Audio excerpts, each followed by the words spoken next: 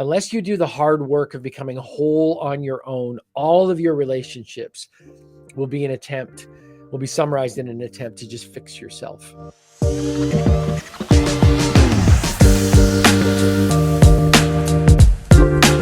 Our friend Elise says, I just recently got a boyfriend.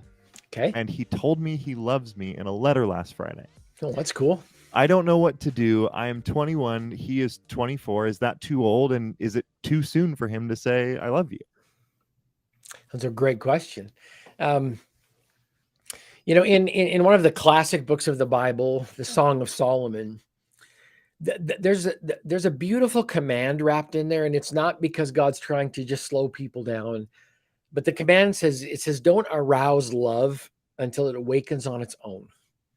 And I think there's so much wisdom in there. I mean, this beautiful book where, a husband and a wife are interacting with each other, and it's very romantic and it's very beautiful.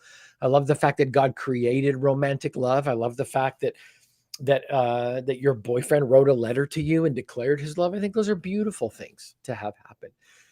And yet what's important is not to try and superintend our timing onto that relationship, but to make sure that we're asking God that question.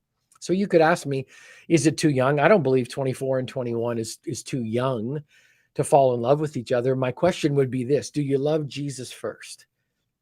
Because I've said this many times here. I'm actually quoting a friend of mine, Dr. Les Parrott, who's a very famous marriage expert here. And he says, unless you do the hard work of becoming whole on your own, all of your relationships will be summarized in an attempt to just fix yourself. So you have to be willing to do the hard work of becoming whole on your own. And the way that I believe is done that is you declare your love for Jesus first. So I wouldn't ask so much about the timing, whether you're too old or too young. My question would be, is this young man who has declared his love for you, is he a godly man? Does he love Jesus more than he loves you? Because I know that sounds interesting, but when a man loves Jesus more than he loves anyone else, that's the kind of man you want to have in your life. A man who's godly, loving, prayerful, kind, one who can embody all of the beautiful aspects of love in 1 Corinthians 13. So I wouldn't want to get caught up necessarily in the timeline with it, as much as, is your heart ready to receive love? And is that the person you should be receiving love from? I think so many of us get caught up in relationships that honestly are just not mature enough. So he may have declared his love. I would just encourage you to slow down. So I'll tell you a quick personal story. So the first time that I declared my love to my wife, Laurel, like I actually said, I remember we were sitting together. I looked at her and I just felt moved in my heart. I just said, Laurel, I love you. And her response was, thank you.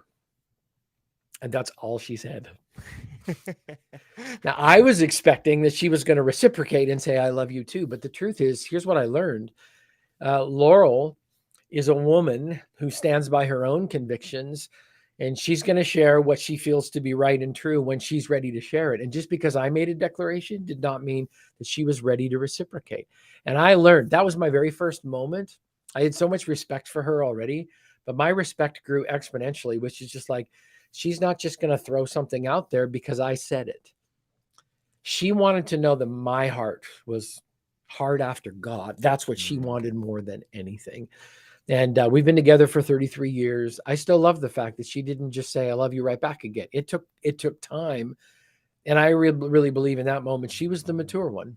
And so let's not get focused on timeline. Let's focus on love and the person loving Jesus really, really deeply.